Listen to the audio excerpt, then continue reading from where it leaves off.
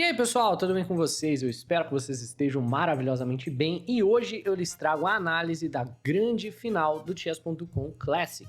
Nós temos de um lado Magnus Carlsen, do outro lado o MVL, né, o Maxime Vachier-Lagrave.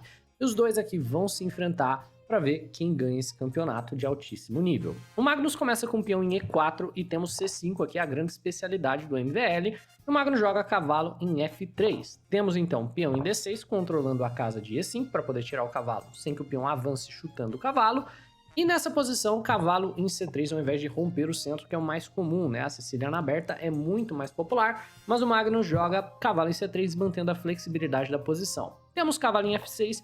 Mais uma vez, a ruptura do centro do tabuleiro tende a ser o lance mais popular, mas o Magnus joga peão em H3, que é um lance super passivo, super estranho, mas que vem com algumas ideias de jogar peão em G4 no futuro, né? Por exemplo, se o Maxime jogar peão em A6, isso daqui vai se transpor para o ataque Adams da Najdorf. A ideia seria peão em D4, peão toma, cavalo toma, e nós temos exatamente a posição do ataque Adams, onde as brancas vão atacar na ala do rei com G4 e G5, e é a linha que eu particularmente jogo na siciliana. Eu acho isso daqui extremamente divertido.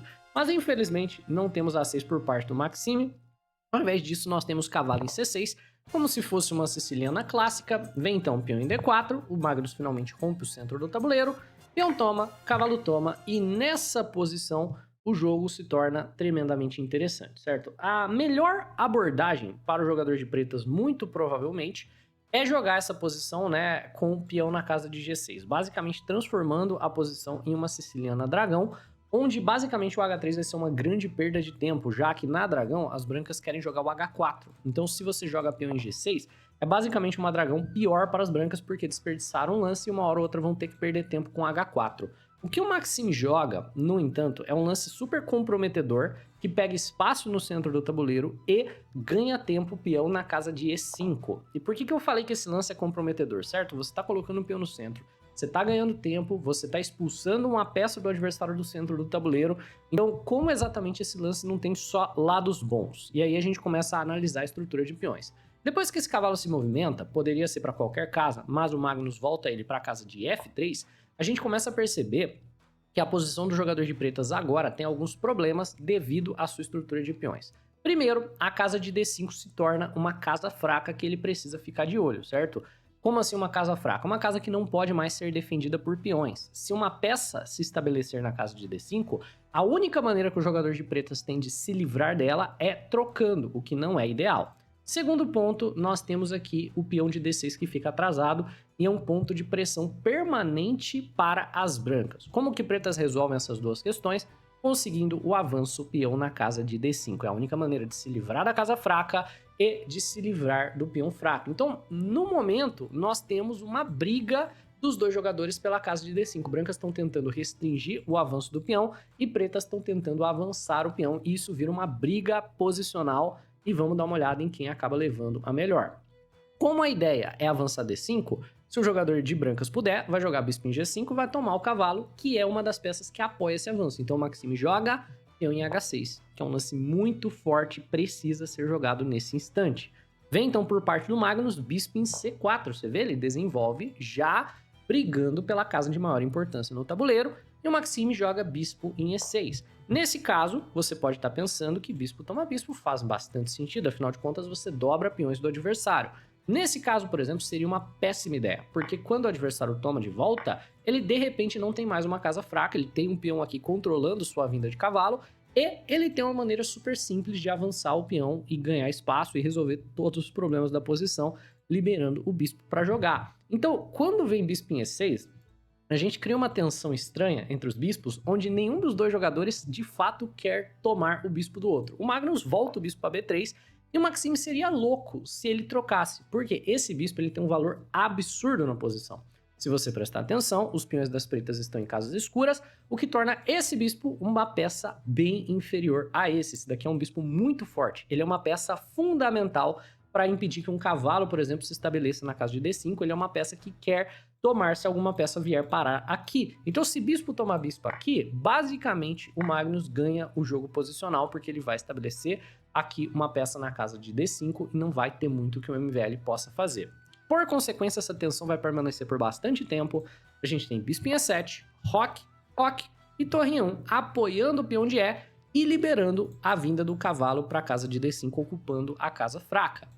Nessa posição, o MVL joga a torre em C8, então agora o Magnus finalmente coloca o seu cavalo na casa de D5, explorando a casa fraca, e você percebe o problema que é para o jogador de pretas não ter a opção de expulsar esse cavalo daqui de peão. Porque as pretas estão presas basicamente entre a cruz e a espada, não tem uma boa escolha. Se você toma de cavalo, você perde material, porque brancas vão tomar de volta dando um duplo. Se você toma de bispo, você abre mão do seu bispo bom, da sua peça mais forte no tabuleiro. E dessa maneira você também acaba ficando posicionalmente um pouco pior. E se você não faz nada, você assume que o adversário vai ter para sempre uma peça fortíssima controlando várias casas do seu lado do tabuleiro. Então o Maxime acaba tendo que abrir mão do par de bispos, ele toma o cavalo. E o Magnus prontamente toma de volta, estabelecendo um forte peão no centro do tabuleiro, que chuta esse cavalo daqui. O cavalo vai para A5, tentando pegar o par de bispos de volta. Mas o Magnus simplesmente joga bispo na casa de A4, certo?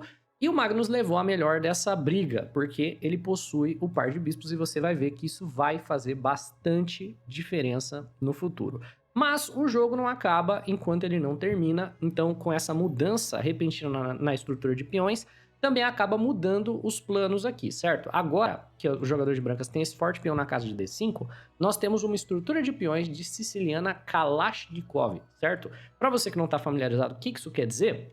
Quer dizer que o jogador de pretas tem 4 peões contra 3 aqui na ala do rei, e por consequência ele quer começar uma avalanche de peões para cá, e um ataque para cima do rei do jogador de brancas. E brancas tem 3 peões contra 2 na ala da dama, e por consequência quer utilizar essa maioria para jogar coisas como C4, B4, C5 e tentar passar um peão por aqui. Então, temos cavalo em D7 por parte do Maxime, que é um lance multipropósito. Ao mesmo tempo tá preparando o F5, que é um lance muito desejável, e tá também querendo pegar o par de bispos, que é a vantagem que o Magnus tem no momento, com o cavalo em B6 ou com o cavalo em C5. Então, peão em C3 pelo Magnus, dessa maneira, se cavalo em B6, o bispo tem para onde ir a casa de C2. O Maxime joga peão em F5, que a princípio é um lance de aparência muito forte, mas todo lance tem consequência. O F5, né, ele é um lance que parece muito bom, porque ele tá pegando espaço na ala do rei, tá preparando um eventual, por exemplo, E4, F4, F3, expondo o rei do jogador de brancas e pegando bastante espaço para o ataque das pretas. Mas toda vez que você mexe um peão, você tem que se perguntar que casa esse peão defendia, que ele não defende mais. E o F5 deixa a casa de E6 virar um posto avançado para o Magnus utilizar no futuro, e colocando seus peões assim avançados, né, você acaba expondo também o seu rei. Movimentar o peão de F é um pouco perigoso por conta disso, certo? O que o Magnus joga? Bispo em C2, pressionando aqui essa diagonal e utilizando das casas claras. Vem dama em B6 por parte do Maxime, com a ideia de dificultar que o Magnus tire o bispo sem que caia o peão da casa de B2, e essa daqui não é a ideia mais precisa, porque nessa posição, as brancas possuem um lance vencedor que o Magnus deixou passar. Sim, o Magnus Carlsen deixou passar um lance nessa posição, que já é estrategicamente muito superior por conta do par de bispos e das casas fracas aqui do adversário. Qual que seria esse lance aqui por parte do Magnus? Teria que ser o lance cavalo em D4, que o Magnus não viu. Por que cavalo em D4? Porque vai entrar na casa de E6 e você não vai ter como tirar o cavalo dali, né? E a ideia é, se peão toma cavalo, torre toma bispo com o tempo, infiltrando uma torre na sétima, e agora você tá definitivamente em maus lençóis, sendo a sua melhor opção voltar a dama atacando a torre. De qualquer forma, a torre tá na casa fraca aqui do jogador de pretas e tudo meio que deu errado para as pretas, certo? O Magnus não viu essa opção, né? Ele respondeu a dama B6 com torre B1, normal, preparando para tirar o bispo e depois começar a sua avalanche de peões por aqui. Vem torre em F7, agora que o bispo não tá mais caindo, não tem mais a opção de jogar cavalo em D4 Magnus, então ele joga A4, com a ideia talvez de jogar B4 no próximo, né, C4 e assim em diante. E o Maxime Vachier-Legrave joga dama em C7, se preparando provavelmente para responder a um B4 com o cavalo em C4 e tentar jogar para a pressão no ponto C3 e assim em diante. Só que nessa posição, por conta do par de bispos super potente, por conta das casas claras enfraquecidas ao redor do rei, certo? Especialmente as casas claras, já que as pretas não tem mais o bispo de casas claras, o Magnus tem nessa posição um lance vencedor. E é um lance tremendamente difícil de encontrar. Então, eu te convido a pausar o vídeo e tentar encontrar qual é o lance vitorioso para o jogador de brancas que utiliza da vantagem do par de bispos para tentar um ataque de checkmate contra o rei do jogador de pretas, certo? É um lance muito forte e ao mesmo tempo muito difícil de jogar. E esse lance, eu espero que você tenha pausado, eu espero que você tenha encontrado. Para aqueles que foram capazes de ver G4, meus parabéns. Esse é o tipo de lance que você vê em problemas de estratégia, mas você não tem coragem de jogar. O Magnus tem numa final de campeonato, por isso ele é o Magnus e por isso que a gente é a gente, né? Peão em G4 vem para qual razão? Vem para ativar o bispo de casas claras, expor as várias fraquezas nas casas claras que tem o jogador de pretas. Não tem escolha, tem que tomar. Se não tomar, vai vir bispo em F5, né? Tipo, F4 aqui, né? Adia o inevitável, dama D3, e tá tudo caindo aqui pro jogador de pretas. Por consequência, peão toma, e o Maxime Vachier-Lagrave tenta alguma atividade, joga torre de F em C8, que acaba sendo uma gafe, uma tremenda gafe. Por quê? Tira a casa de F8 do cavalo. O cavalo tinha que vir para F8, onde ele cobriria as casas claras. Ainda assim, a posição fica infernal para as pretas, porque bispo em F5, torre D8, e nessa posição o jogador de brancas está ocupando todas as casas claras que ficaram enfraquecidas na posição do jogador de pretas. Olha como esse bispo não ajuda em nada, porque ele é da mesma cor dos peões. Você vê o tanto que bispo toma cavalo lá atrás foi uma concessão por parte do Maxime, mas... né, como a gente comentou, não foi cavalo em F8, seria o lance que melhor segurava, foi torre em F8, e nessa posição vem o lance brilhante do Magnus Carlsen.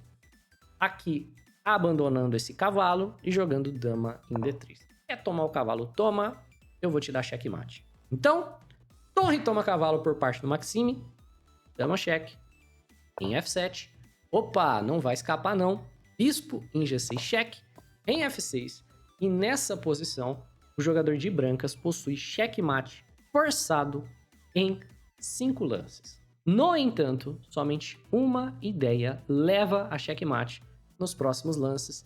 E aqui é vamos dizer assim, o último problema que você tem nessa posição. Tenta encontrar o lance que vai levar a checkmate forçado.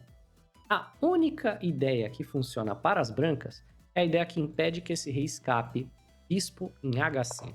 Tem que ser em H5. Por exemplo, se você jogar bispo em, sei lá, F5, o rei vai para F7. E agora, por exemplo, se você jogar dama G6, ele vai voltar. A gente ainda tem mate, mas a gente vai ter que meio que repetir aquela posição com a ideia correta do bispo em H5. Voltou o bispo, por exemplo, para a casa de E4, é a mesma coisa, né? Voltei o bispo para a casa de E4. O rei vai fugir. E aí, se você deixar, ele vai jogar rei E8 e você não tem mate.